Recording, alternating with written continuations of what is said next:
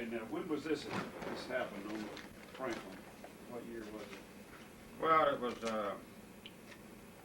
March of 1945, about 7:07 in the morning. I was working in a kitchen, and they had the alarm to go to the gun mount, which when I was on duty, I didn't have to go, so I was remember right, I was cooking pork chops. So they herded us all into one apartment, and it wound up as, I think there's over 300, which is in this book. Whatever it was, 250, 300 people in there, and we was in there about 4 hours before they finally led us to the top of the ship and out into the Freedom. Yeah. And when I walked by, I went to my old gun mount, which I was assigned to, and I went inside there, and there's a bunch of colored guys sitting in there, and there's a fifth of whiskey sitting right in the middle of the thing there, and I just picked that up and taking a big swallow of that, a big drink of it, you know. And then I just said thanks a lot and walked on out. And then by the time I got outside there, and they sent me on up front of the ship. And by the time I went up there, I seen this airplane coming, and then all of a sudden I couldn't see him. That made me drunk, you know. and I could see double images and everything of that airplane. And it was just flight as thick as it could be, and then finally the airplane went down into the drink and it shut it down. And at that time, most of the explosion and everything was over. That's 11 something in the morning. Now, was that another plane you talking about, or is that the one that hit? No, that was another one trying to get in. Yeah. Oh, okay. You know, they kept on for, I don't know how many really, because I wasn't upstairs. So you had one to hit. Oh, yeah. And then you had others that were trying to? Well, the first one didn't hit. It wasn't a plane that hit, it was a bomb.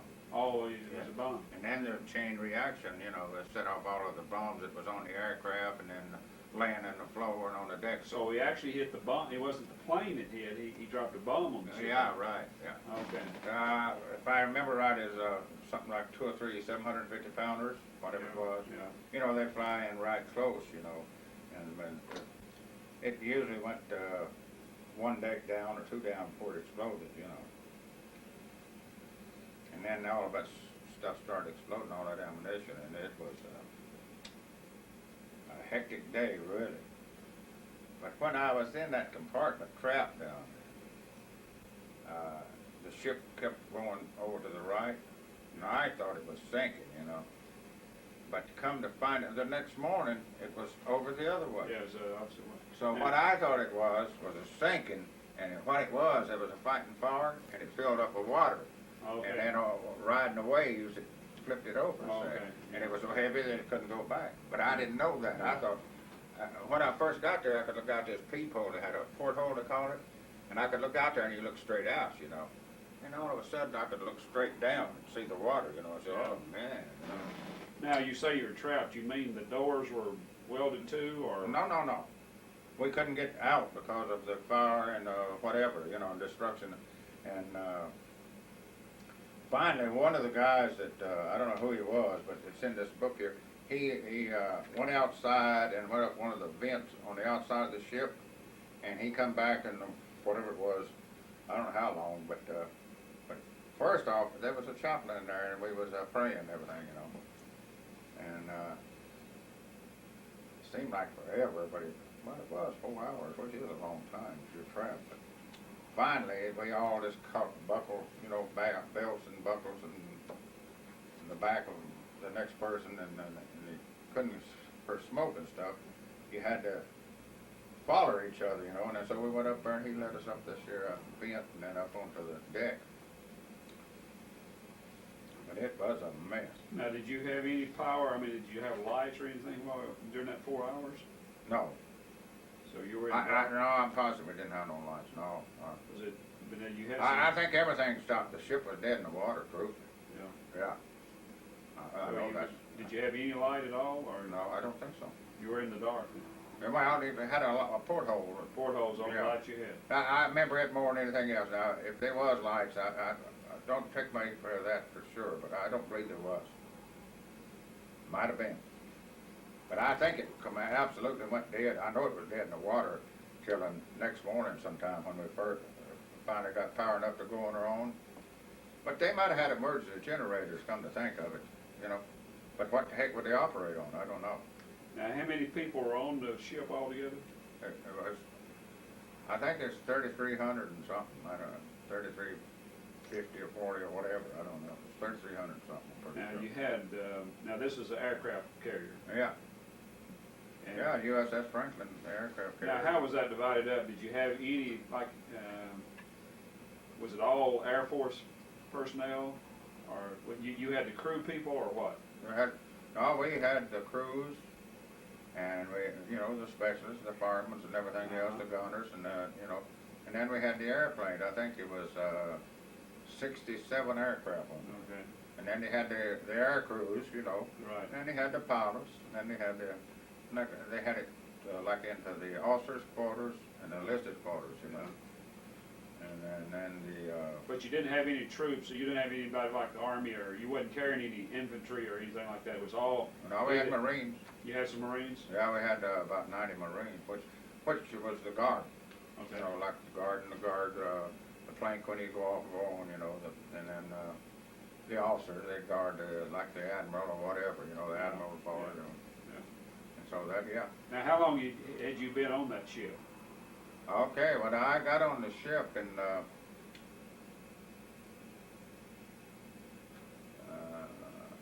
April 44. And this was the 19th day of March in 45, so nearly a year, yeah.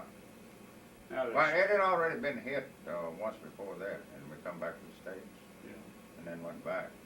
There's a suicide bomber hit it the first time. Okay. Did it kill anybody that time?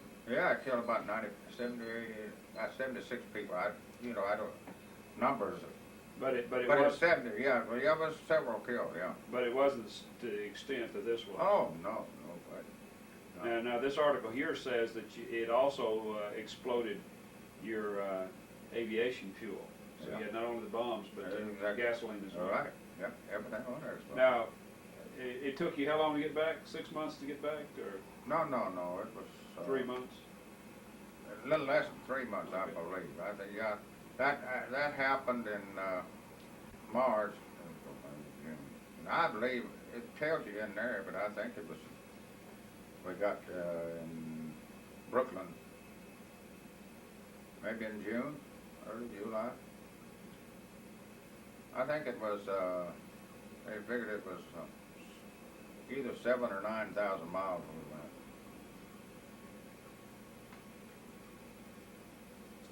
So it took a long time. We came through the. I don't guess you know anything about who the people were that hit you or anything, other than the fact they were Japanese, do you? Know anything about any of their missions or anything? But they were all suicide, as far as I know. You know? Every one of them. Well, I'm sure they were. Now you say they were suicide, they would come in and drop a bomb, but if they were not successful, then they'd come out and fly their ship into the planes. That's the way they operate. Yeah. But no, not on the. Why they would say they were suicide? They was going to give their life for their country. Right. They'd already had their burial ceremony or whatever back in Japan, Right. you know. And they were going to give their life for whatever it taken, you know, either if their plane got hit, then they would crash into the ship if they could. Okay. And, you know. But they try to do as much damage with their bombs first. Oh, yeah. Well, Drop their bomb. I assume that they'd try to bomb first. And Yeah, then, okay. and I guess some of them, I can't say for sure, but some of them must have just come in, dropped their bomb, and taken on off and got away with it, you know. I'm Well, sure they they'd did. go looking for somebody else, I guess. Well, they're just going down to the next ship or something, you know. Yeah. But I assume some of them got back home.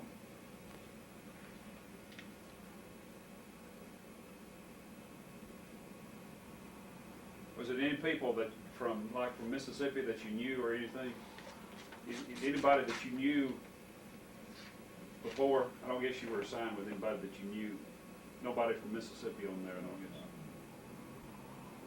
No, that group that I would run around with is pretty well that picture I showed you. You know. I know one of us from New York. One of them's brother raised a flag on Iwo Jima too. I never forget that.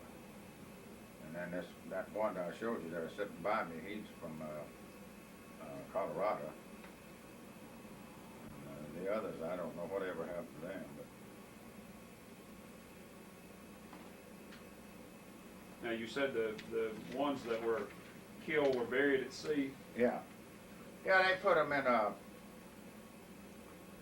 I guess you call it a canvas sack, and seemed to me like they tied them 3 places in there, and they put they told me a 5-inch shell in there with them, which takes them down, and just had the chaplain said a few words.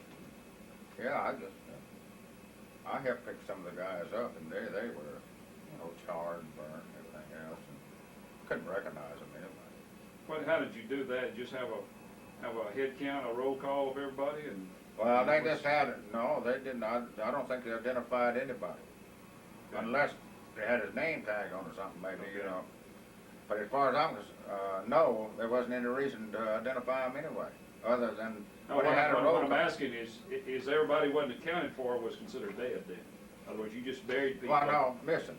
Okay, just considered missing then. Yeah. But I assume if they had a dog tag or something on or some identification, they'd take their name down. Right, I don't really know. But Yeah. I'm sure they would. But if you couldn't recognize them or if they didn't have no identification, everything was burnt up, they just, and then that's the point. I think the original number was 800 and something. It was missing 804 or whatever. Okay. And then it went up to 922 or 3, whatever. So you had, how many did you have? You had 120 or so that was injured that eventually died? It before must you have been got that way, yeah. Or on account, or well, I could have been missing. But now, you didn't bring back anybody, you didn't bring any corpses back, No way, did you? no. No way to preserve the body, was No. there? Now, if you'd have brought one, you had brought them all. Of course, you had a situation where, out of that crew, you had doctors, I'm sure, and nurses and people on board. Well, no nurses, but doctors. No, just doctors, because it's all men then. All men. Yeah. And at that time, they'd have the black people was in charge of the officers' quarters, cooking and cleaning and everything else, And they had their own area and we were separated. So you were segregated during that? Exactly. Yeah. It's only, well, I guess during Eisenhower's time, you were, military was integrated then? Later, maybe Korean War or after that? Well, I think it was even after that. I don't know when they really started. It must have been in the early 60s or late 50s.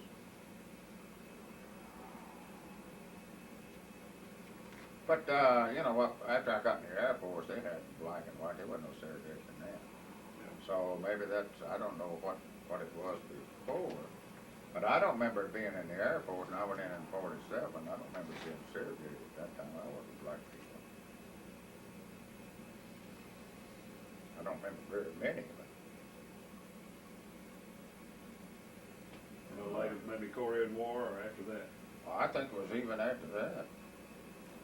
I don't know when they really started. It must have been in the early 60s or late 50s.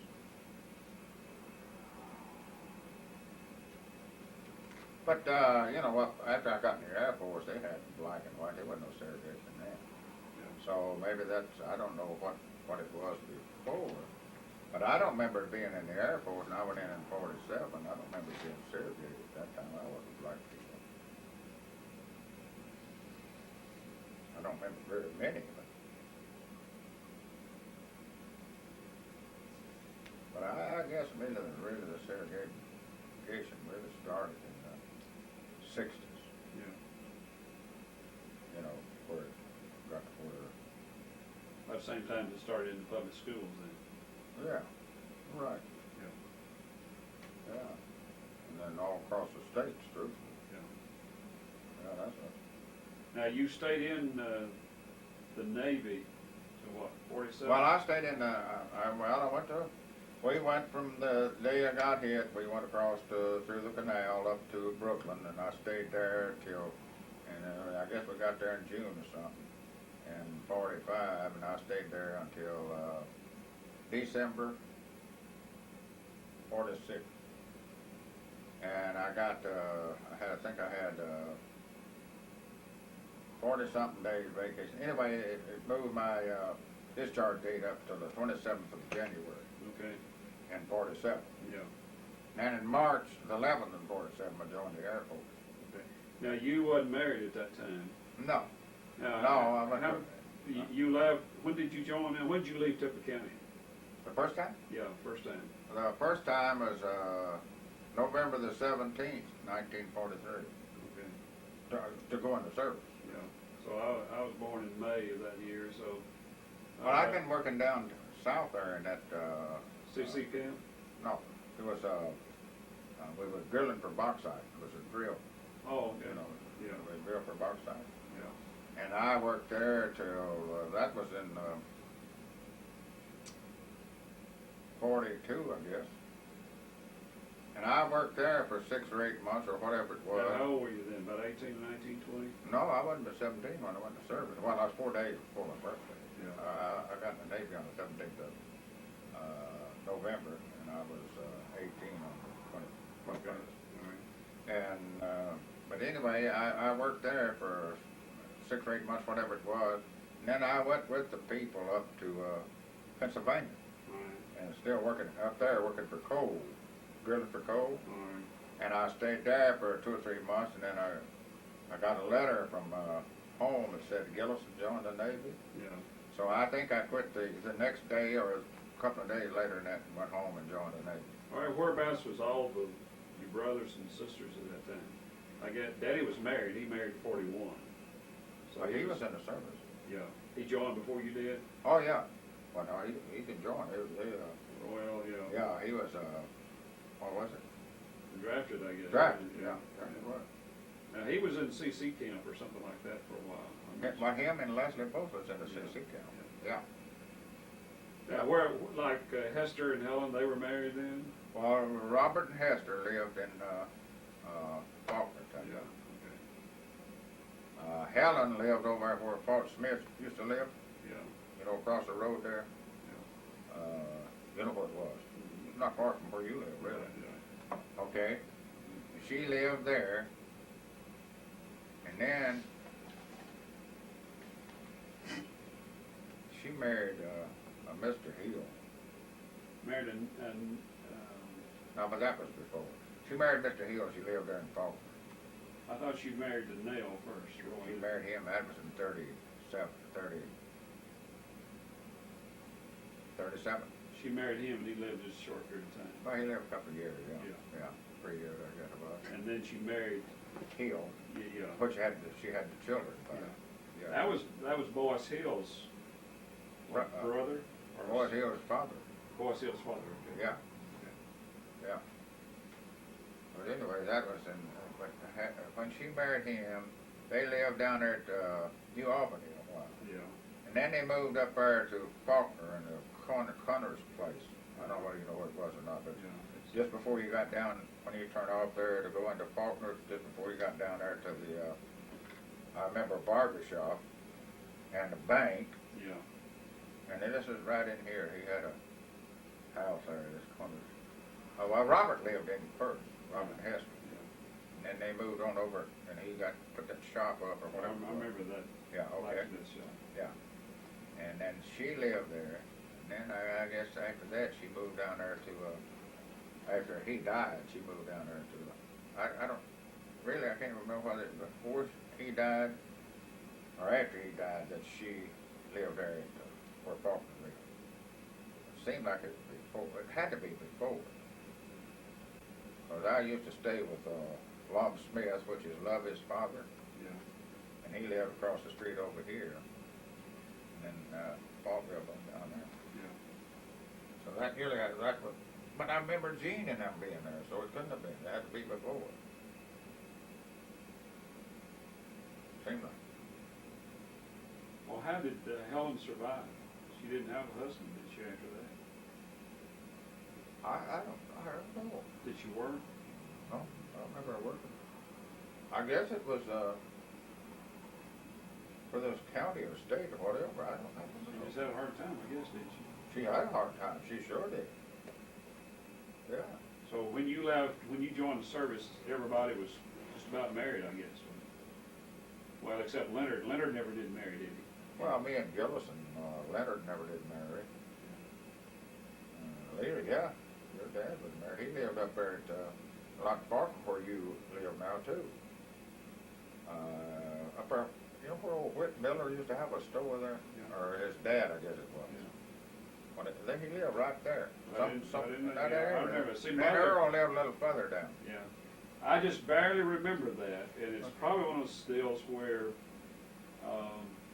I remember it because Mother told about it. It may not be that I remember it, but one of the things I remember, we lived right in there, about where Paul Gaddis lives, right in there somewhere. Yeah.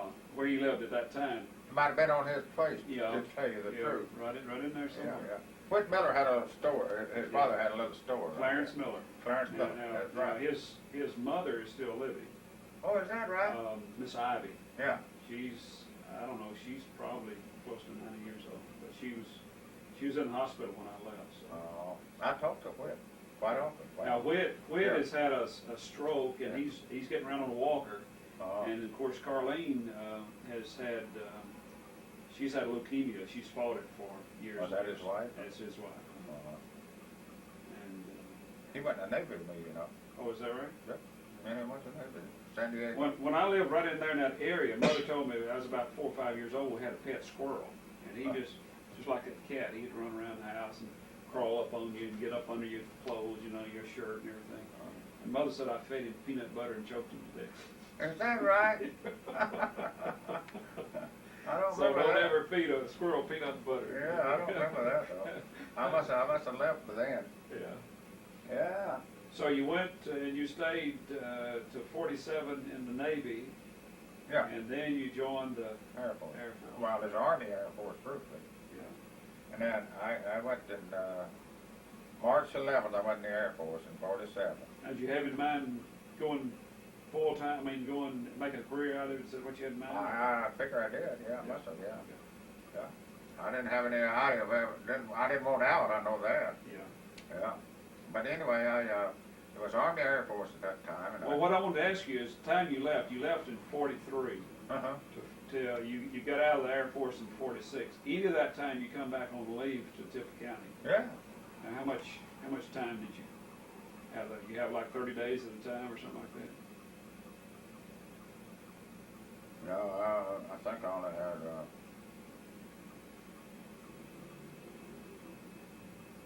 maybe 2 weeks. Did y'all ever go to church any when you were growing up? Go to church any? Yeah. Where'd you go at? Well, Faulkner School for one. They used to have it in there. Okay. Yeah. And when I lived down there was Robert at Faulkner. Yeah. There was a church right across next to it, across the street. I don't Well, remember. there's a where. Baptist church and then Oh, it was right beside of it. yeah, Yeah. right there by the railroad track. You're right. Yeah. There was a Methodist down south of there, but that night might have been there. That was there in '60. No, it was there. It was a brick. You know, Okay. Yeah, it was there. I don't even remember going to that one. you went to the Baptist. Well, I never did go much, but maybe once or twice. And we used to go to, when I was a kid, we used to go to, I want to call it Blackwell, but anyway, it's back down from the house down there. They had a church, a school and a church. And Yeah. we used to ride on a wagon down there to that. Yeah. That's probably before you. Now, when you were coming back from the service, you still lived down out toward Little Hope, out in that area, No. around Finger. No. Where y'all living then? Where was Oh, it wasn't.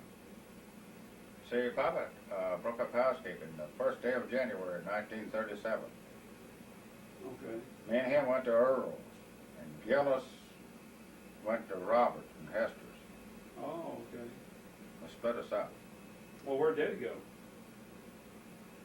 He was out on his own. Well, he would have been 20 years old in '37. I don't know where him. Oh yeah, him and Les. I believe it was. Oh, he him stayed and with Les Gilbert. and Leonard. They stayed with Gilbert son, didn't No, they stayed with Uncle Bob. they? Okay. I stayed with Uncle Gilbert. Now, why did you said Paul broke up housekeeping? Well, okay, You we sold had- the place or quit renting or whatever? No. Helen and Hester both had got married, Yeah. so there was nobody to. Nobody cooked for you? Yeah. Yeah. So he broke up housekeeping, and I went there. But I think Leonard, Leslie, and Leroy all stayed with John Benny, Okay, yeah. working at the sawmill. Yeah, probably so. I'm pretty sure they did. I know they did. All right, Oh, both. okay. Yeah. And Well, of what course, they about- worked for him before they broke up Yeah, housekeeping, yeah. you know. Well, what do you remember, of course you were 5 months old when your mother died, but what do you remember being told about her? Not too much, truthfully. They just said she died with what do they call it? It's got a different name now. Oh, consumption. Yeah, consumption, This is chest, yeah. right? Yeah, I think so. That's all I know. I just said it.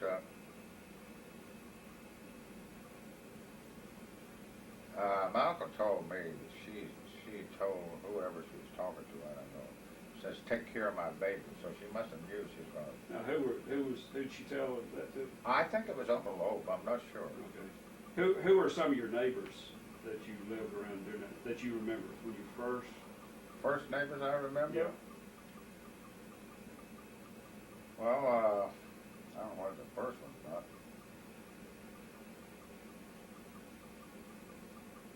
Tom Jackson lived down there he was a school teacher, so he lived in that house. Now, is that Tom Jr. or? No, that's Tom Maggie's husband.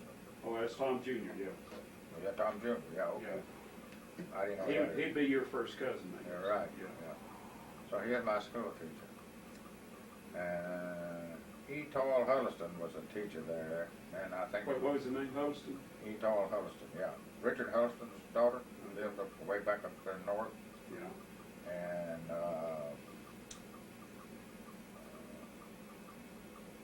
what was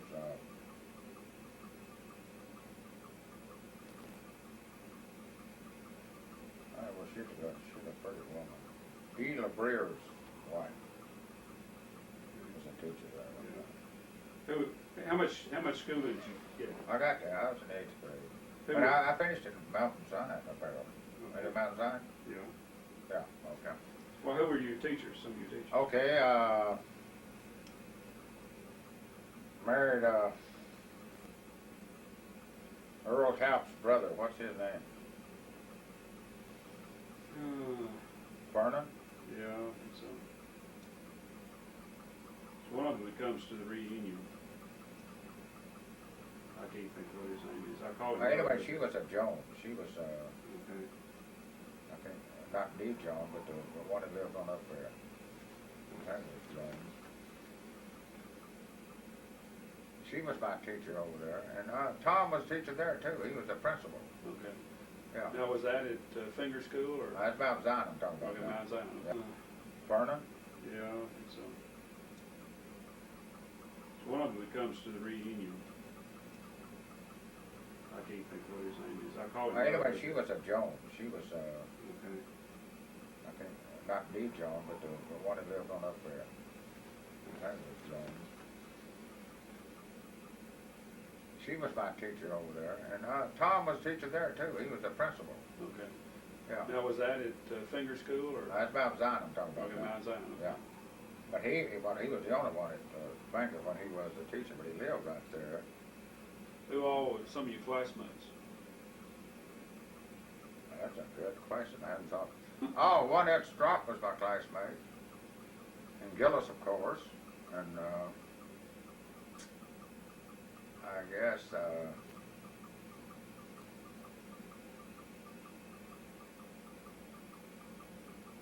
yeah, I can't really think.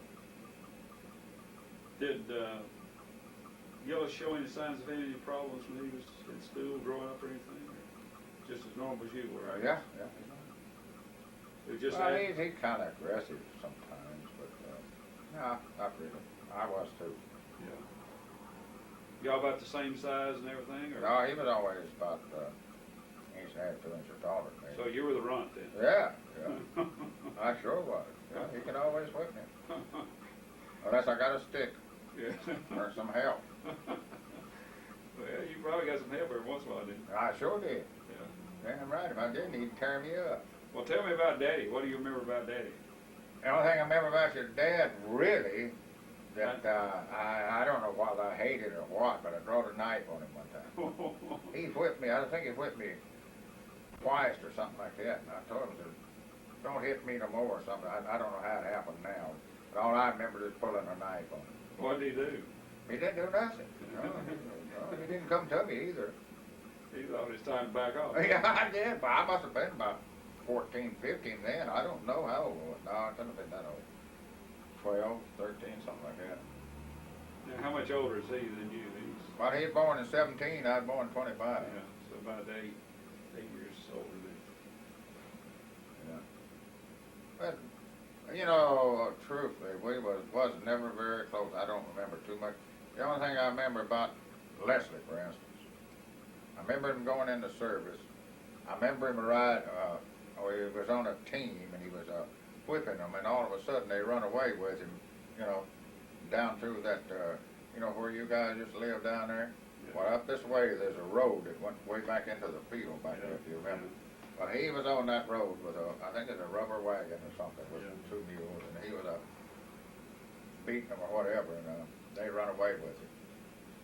And that's about all I remember about him, other than going into the service in 39 or whatever it was. Yeah. He never did, after he went in the service in 39, he never did come back until I think I got him back in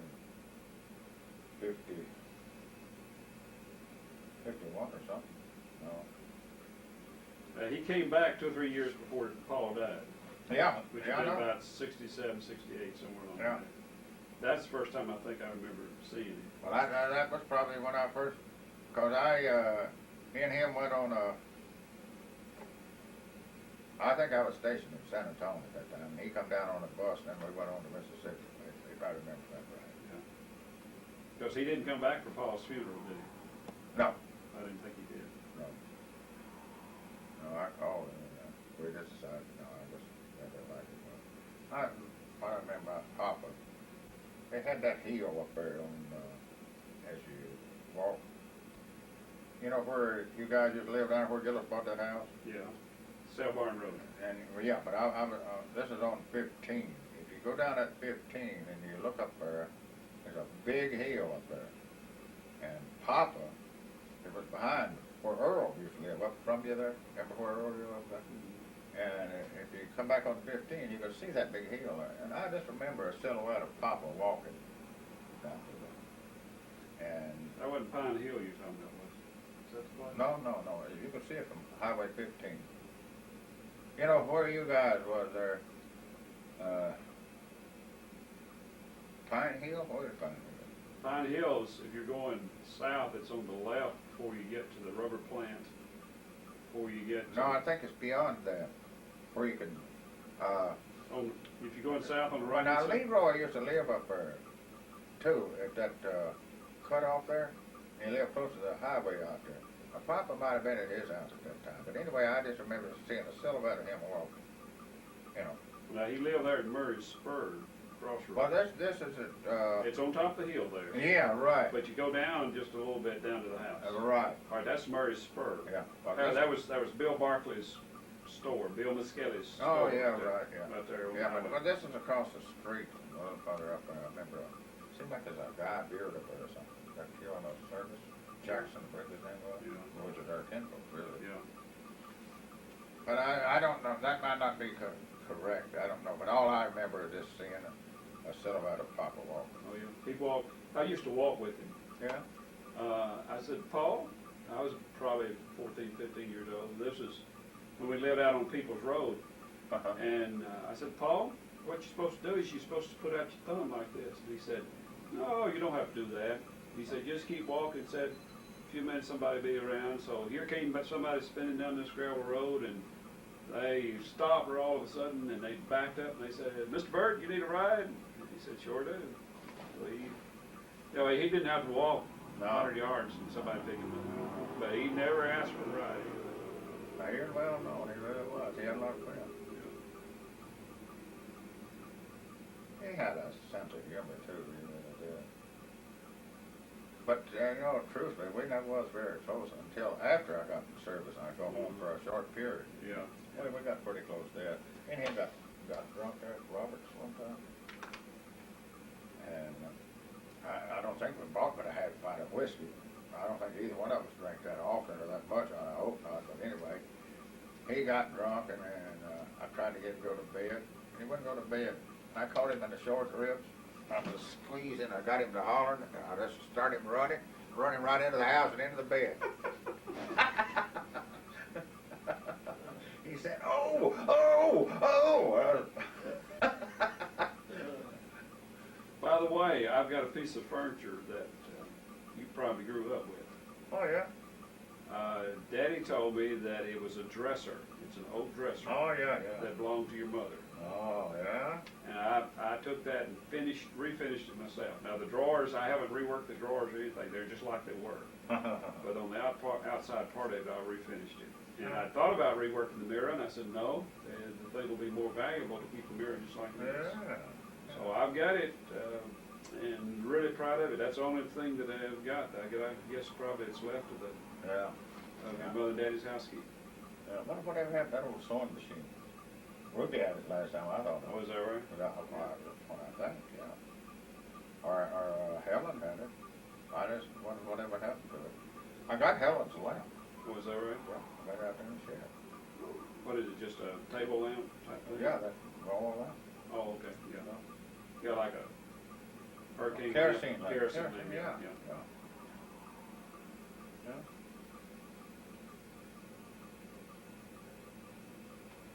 That one there, I bought that one. Yeah, is that kind of like the one Helen's got, or is No, it? no, mine, it's a regular lamp. It's like you going inside. Yeah. Well, when you left there was no electricity in Tippett County, was it? Or not at your house anyway? 1943, no. But there was when I went home. Yeah, we got it in about 51. I don't remember. I guess I was home in 51 and they had it. Yeah. You wasn't there, I don't guess, in 51 during the ice storm, were you? You During the what? The ice storm 51. You don't remember anybody talking about that? All I can remember, I don't know what it was. It must have been in 51 though, because that's when I got back from Germany and joined the Air Force again. And I remember laying there in a bed. I think it was Earl don't live there where you guys did. And I could blow smoke and that stuff, and I could see it go all the way to the ceiling. It was so cold. Yeah. And I went down there and got me I think it was a fifth of whiskey, bootleg whiskey, or whatever. I don't remember how much it was. But I drank that, and it's the only way I could keep warm. And I was still cold. And I just remember, more than anything, I remember blowing that smoke. And that was in January or February, whatever it was. That's all I remember. I don't know whether that's what you call the ice view or not, but it was cold. This destroyed a lot of timber. It was pretty bad. Oh. Timber's popping kind of like during was warfare. Yeah. Just like gunshots going on. Of course, we had another one in, I think, in '93. Oh, is that right? What month was that in 51 though? That was in February. David was born in January of '51, and back then you stayed in the hospital for a week or 10 days, and he was brought home during the ice storm. So it was the last of January, 1st of February when that took place. We lived up the Pine Hill Road, across from Albie Goosby's. Oh yeah. And That's Gooseby. What is he a Wayne Gooseby? What's his name? Wayne or something? well, there's a bunch of Goosby's now. Oh no, the one that married a Jones, Lena Jones. You know her? I've heard of it. Or Lena. Well, this should be a Gooseby now. She used to have a big house right there, a little past that store. Yeah. I think she was talking about. Yeah, that was probably Randall. Right, yeah, Randall. yeah. His wife was Yeah. Lena Jones. Yeah. Okay. Yeah. Yeah, he's dead, but she's still living. I No saw her kidding? I saw her just a few weeks Well, ago. she used to be my schoolmate. Oh, is that right? Yeah. Okay. Yeah. She used to live down the street when Robert lived out there, on the farm out there. Yeah. She used to live in a house down half a mile down. had killed himself. Was that right? Yeah. In fact, when we were there in '90, we went up to the graveyard, Yeah. and her brother, Bud, I guess called him Bud Jones, was there, to visit his dad. Yeah. Yeah, I think that was in '91 when me and Les were there. Now, where did her dad, where did he live at? When he killed himself, he lived there at, where I told you Leroy and him lived when he got married? Yeah. He lived right down there at the Fence Hill place where they had that store. That's where he lived when he killed himself. Is he the one that killed himself out by the mailbox? There's someone right out in there somewhere went out to the mailbox and shot himself, I think. I don't know whether that's the same one. Well, see, Fence Hill, who owned that store, I think he killed himself in that house there too. I think old Jones killed himself in that house. I don't know. Yeah. The only one I can think of is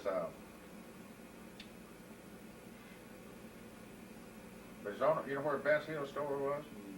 There's a guy lived right there that went out and sat under a tree and shot himself with a shotgun. All right, that's probably the one I'm thinking about. I bet it is, but I can't think of his name right now. There's a big white house on the right there. Is that the house? I don't remember. That house is still standing, if it's the same one I'm thinking of. Like you go into that Vance Hill store, Mhm. but you come to the left to that house, and you're going around the Vance Hill store. Is that what you're talking about? This is on 370. Well, it's not right on it though, is it? Yeah, this house is right on, it's on the right of 370. Well, I don't know where 370 goes now, but at that time it didn't go there. You had to go up to where's that store and then back on a dirt road. All right. Well, you're gonna have to come give me a tour of everything, so I'll. Yeah, well, the more you talk about it, the more it comes back, and some of it you get mixed up too, but, Well, now you came back in '51, and then how did you meet Aunt Emiko?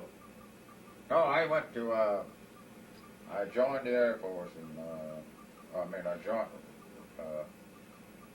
signed up for another 3 years, what it was, in '51, and I went to Smyrna, Tennessee. Then I went to Camp Stoneman, California. That was in '50, not '51. And I went to Camp Stoneman, California, and then I guess it was June of '51, I went to Japan. And so I believe I got over, actually got the base I was going to be at. I got there first of last of June, I guess. But I actually got to my base, I think it was on the 4th of July, '51. And I met her, I don't know, a week or two after that. I don't know how long it was. And then it took us about 2 years to get married through paperwork and arguing with everybody. What was the feeling of Americans toward the Japanese? They didn't want me to marry her. I don't know. You talking about your family? Or No, I'm anybody? talking about the people, the officers I had to talk to. Oh, okay. Yeah. I had this, Simply because of what had happened. well, I don't know. They're just precious people, period, Yeah. But I had this one guy, he was my first sergeant. He come in there with me when I was getting permission to get married from my commander. Yeah. And he says, Childers, that's just like marrying a nigger. And I says, officer, the major? I said, Major, if you don't mind, you can ask the first sergeant to walk out because it ain't none of his damn business, Yeah. Well, I guess that kind of hurt, didn't it? Of People course try to it did. Yeah, tell sure, you. yeah. But you get that negative from a lot of people, Yeah. But I done made up my mind. I didn't care, I said, Yeah. I knew I love my wife, but I don't care what they say, Right, I don't yeah. care what nationality or whatever. Well, what about her family? What did they think about it? Well, they didn't really like it either, truthfully, Yeah. because they didn't know what was going to happen, Right. And Yeah, they had fear, I Right. could understand that. Yeah. But I always try to treat them good and everything. They seen I was good to her, I guess. I don't know. But they didn't want her to come to the States because, Separate. they didn't know what from they'd family. ever see her. Yeah, of course, yeah. Right. So it's quite a strain on Well, everybody. it is, yeah. Yeah. I just wrote back home and I told her, if anybody got anything to say about it, me marrying this girl, let me know now, and then when I come home, I'll ignore you. Yeah. But they all love Mom. They really did. Yeah. They really did. Sometimes I think they thought more of her than they did me. Yeah. Well, that's what I thought about when I married Carol. It was obvious that the mother thought a whole lot of Carol. So, and I told her, you think more of Carol than you do me. Yeah. Well, it's I know it's one of those probably difficult things you did, but if you love somebody, then that's I never regretted it. Yeah. Well, I don't say I never did. Sometimes I feel like just getting a divorce and get it over with.